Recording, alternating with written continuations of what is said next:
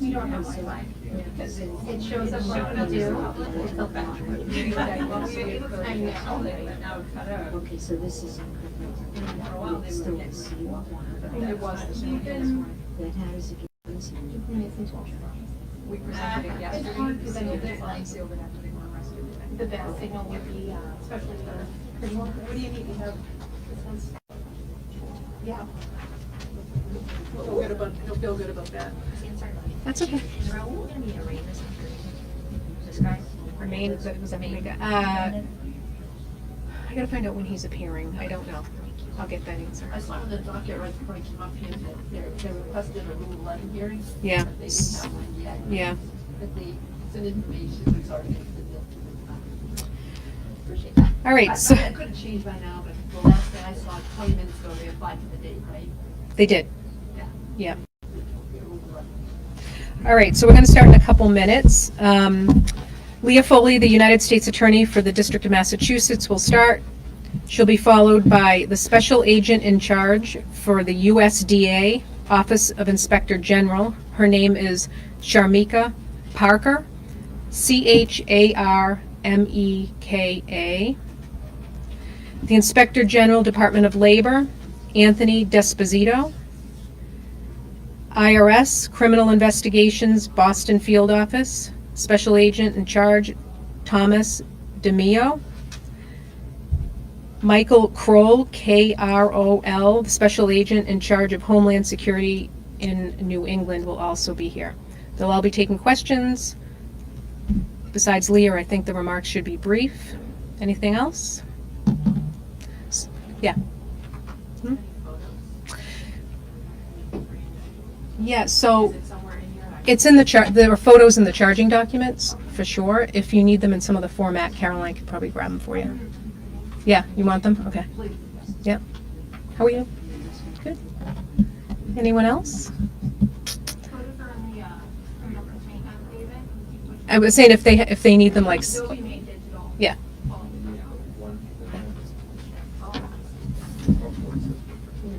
All right. We'll be down in a minute.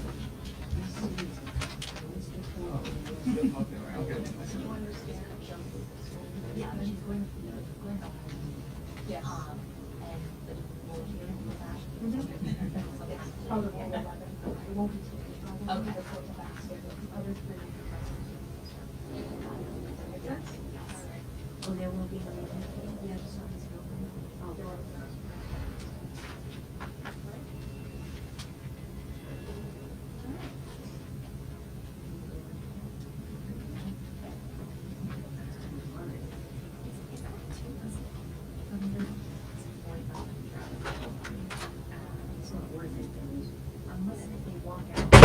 Well, the restaurants and lunch are great. Might be worth it.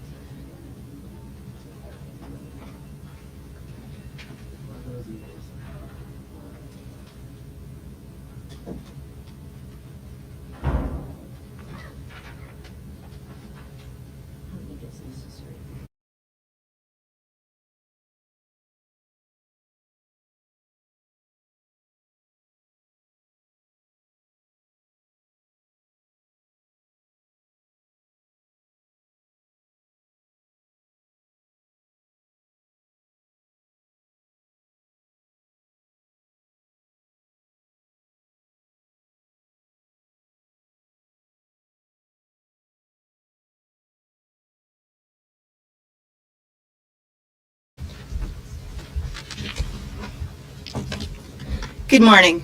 I'm here this morning to announce charges against $4 and $1 million in free government benefits that they themselves were not qualified for. These defendants used stolen identities from victims across the country in New York, Florida, Connecticut, Kentucky, New Jersey, Pennsylvania, and here in Massachusetts. They also used the stolen identities of 6 juveniles to secure SNAP EBT benefits in Rhode Island and Massachusetts, spending tens of thousands of taxpayer dollars to purchase inventory for a restaurant in Massachusetts owned by the lead defendant, Raul Fernandez Vicioso, a naturalized citizen from the Dominican Republic.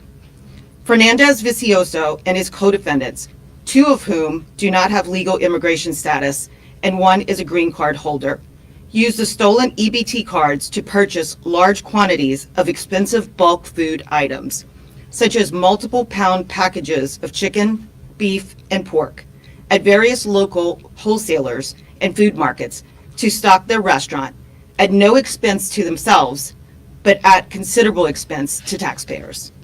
As a result, they sold menu items at the restaurant at a complete profit, later wiring the fraud proceeds to individuals living in Venezuela and the Dominican Republic, among other places. The state of Rhode Island picked up on the fraud in June of 2024, when they identified SNAP EBT applications for 117 people, all of whom purported to be living in just 2 apartments in Providence. Rhode Island also discovered that many of the victims' identities also received SNAP benefits here in Massachusetts, based on information through data shared among the states. In June 2024, Rhode Island contacted the Massachusetts Department of Transition Assistance, DTA, to request additional information.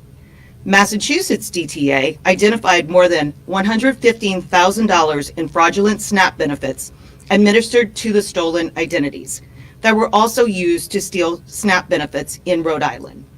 All of the stolen identities were used by the defendants charged today to steal from American taxpayers. The USDA OIG is not aware of the Massachusetts DTA making any referral report to the USDA concerning this theft. These defendants did not stop with SNAP benefits. Not only did they steal more than $400,000 in SNAP benefits, they also stole over $700,000 in pandemic unemployment assistance from state agencies in Massachusetts, New York, Pennsylvania, Ohio, and Nevada. Let's be honest. It is no secret that there is rampant fraud across this nation. The charges announced today are just a snapshot of the bigger picture, not just in Massachusetts, but across the country. People exploiting our precious taxpayer money and government resources for their own personal gain. In fiscal year 2025, Rhode Island received over $340 million in SNAP benefits from the USDA. In fiscal year 2025, Massachusetts received over $2.6 billion in SNAP benefits from the USDA. These benefits are intended to enable low-income households to obtain a more nutritious diet by increasing their food purchasing power, not to stock someone's restaurant.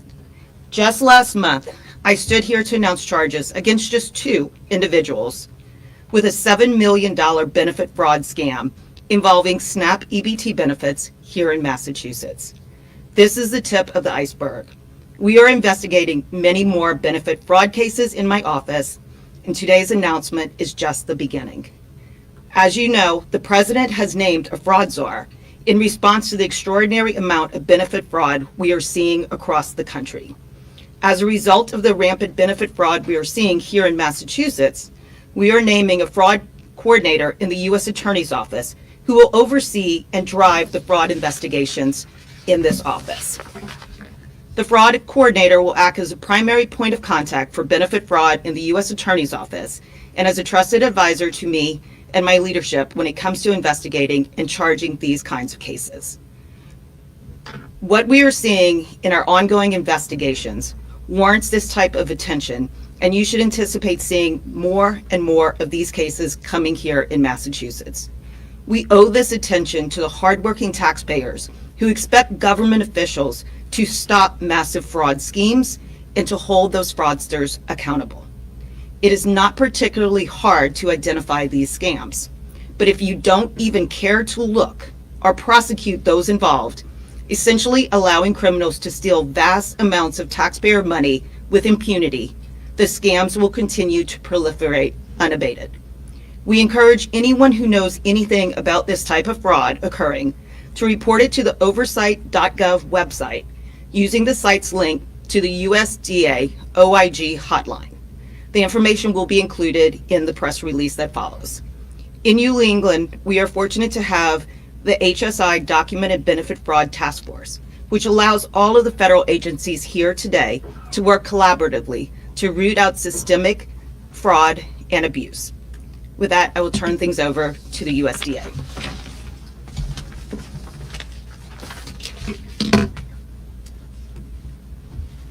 Good morning.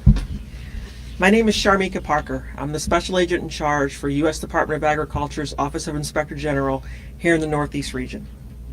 In this investigation, the defendants utilized fraudulent means to steal Government Supplemental Nutrition Assistance Program benefits, also known as SNAP. SNAP fraud remains to be an investigative priority for USDA OIG, and we will continue to help deliver justice to protect taxpayer dollars. On behalf of Inspector General John Walk, we commend the hard work of our special agents and our OIG support personnel who supported this investigative effort. Additionally, we appreciate the collaboration of our federal, state, and local partners. Thank you. Department of Labor. Good morning, everyone. My name is Anthony D'Esposito. I serve as the Inspector General for the U.S. Department of Labor. First and foremost, I want to thank the U.S. Attorney's Office here in Massachusetts for having and taking the proactive approach that they have. It's no secret that many of these cases have been presented to U.S. attorneys throughout the country in the last 4 years and have been ignored. This case is not a one-off. This is something that's happening throughout the United States of America, and when there's no checks and balances, when there's no guardrails in place, fraud ensues. I would like to thank from the Department of Labor Inspector General's Office our Special Agent in Charge, Malone, and ASAC Roberts for their leadership on this case. When Raul Fernandez takes his sentence today, it's over $1 million. $750,000 of that was a U.S. labor program in the pandemic unemployment assistance. The work that our agents are doing, collaborating with others, inspectors general, as well as the U.S. Attorney's Office, is critical. And what is clear is that this, as the U.S. Attorney said, is just the beginning. I know when I speak for the Department of Labor Inspector General, we will come to every state. We don't care whether it's blue or red. Where there's waste, fraud, and abuse, we will root it out. The case title and actually the name of the restaurant was El Primo. For most of us probably know that in the Hispanic language, I'm half Puerto Rican, but primo means cousin or family. What the defendants in this case realized or thought was that the American people was their family and taking away from the vulnerable population. And I'm so thankful to work with partners up here and, of course, the leadership of the U.S. Attorney to hold them accountable and to let the American people know that, once again, this is just the beginning. Thank you. HSI.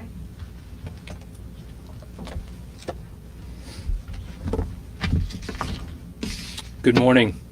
My name is Michael Kroll. I'm the Special Agent in charge of Homeland Security Investigations here in New England.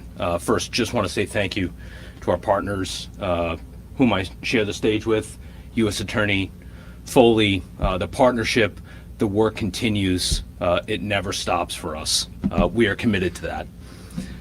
As U.S. Attorney Foley said, HSI's Document and Benefit Fraud Task Force brings together multi-agency partners to disrupt and dismantle large-scale fraud networks. And today's arrest proves that. HSI remains committed to rooting out fraud and holding those criminals accountable. As you see in the news, our fraud investigations are widespread. I commit to you that HSI special agents across this country and across the world will pull every thread and leave no stone unturned until justice is served. Thank you very much for your time. IRS?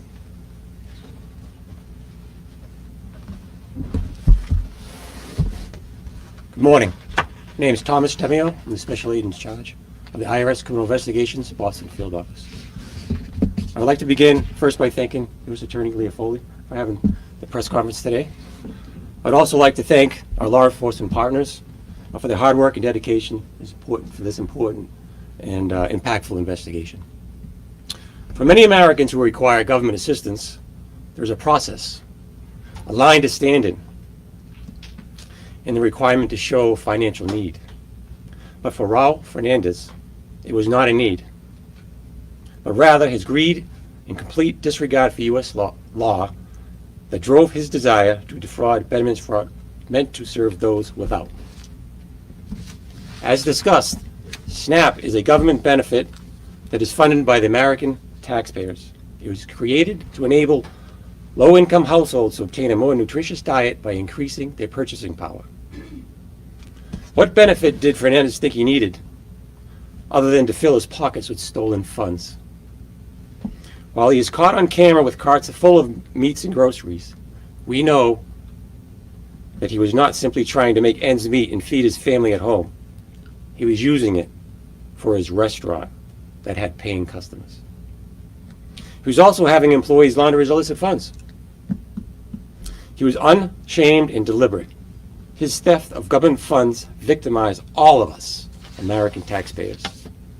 Today, these arrests are a symbol of justice, not only for those identities that were stolen and misused by Fernandez, nor hardworking families that had to go without because Fernandez stole from a limited pool of funds he was not entitled to, but for every American taxpayer who, in part, funded Fernandez's scheme of self-enrichment at the cost of those less fortunate than he.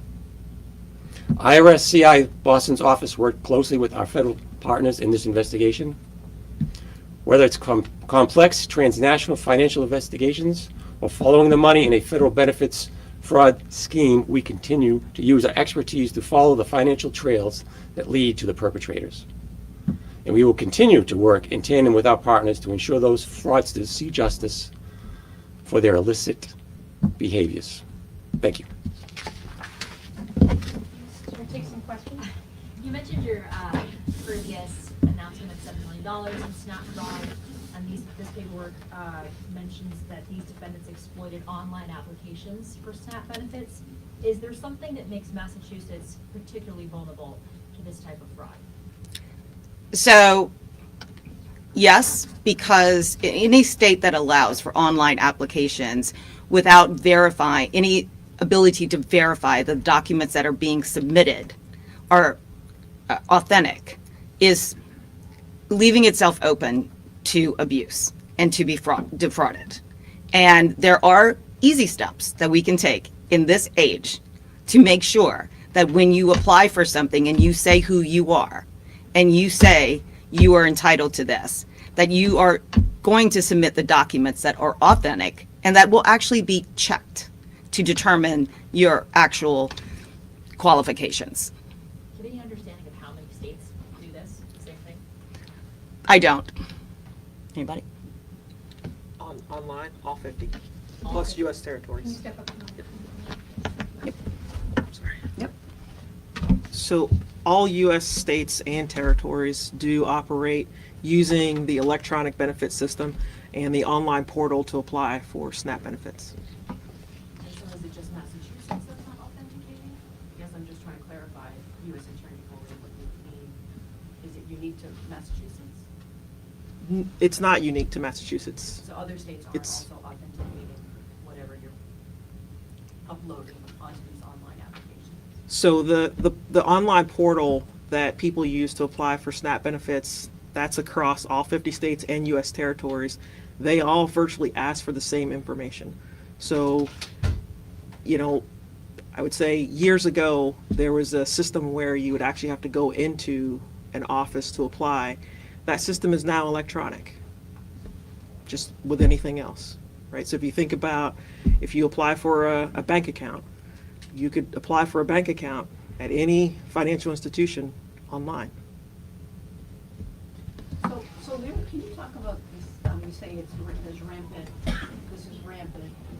The court filing said the total amount stolen by these individuals that are charged in Massachusetts was over 100, just over 100,000, 115,000, 325,000 in Rhode Island. And Rhode Island actually is the state officials that notified federal authorities, is that right? So can you just, No. where is it that it's rampant? And there was some announcement this week by state authorities that they had, identified some fraud. So can you elaborate a little bit? Yes. When the referrals were made from Rhode Island to Massachusetts, Massachusetts confirmed that $115,000 in fraudulent benefits had been dispersed. They turned those cards off. They did not make any referrals to any of these federal agencies or to the U.S. Attorney's Office so that we could go out and find the person who used stolen identities. Because just shutting those off is not going to stop that person from going and obtaining new stolen identities and continuing the same fraud. And there are certain safeguards that certain states can implement to stem some of this fraud. For example, if there were a chip into these EBT cards, that would make it harder for people to counterfeit those cards and to use those cards to scam the taxpayers. That is, individual states get to decide whether they embed those chips or not. Massachusetts does not. Do other states do that? There are some that do. How many? You know? Less than half a dozen. Less than half a dozen have chips. And this criticism is not directed solely at Massachusetts. I want to make that clear.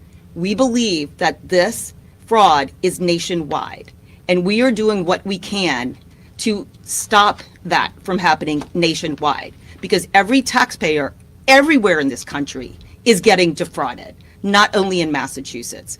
And I have never given a press conference where I have not said, we want to work with state and locals and every federal agency to protect the public's interest. And this is in the public's interest. The public needs to know what its officials are doing to protect the taxpayer dollars.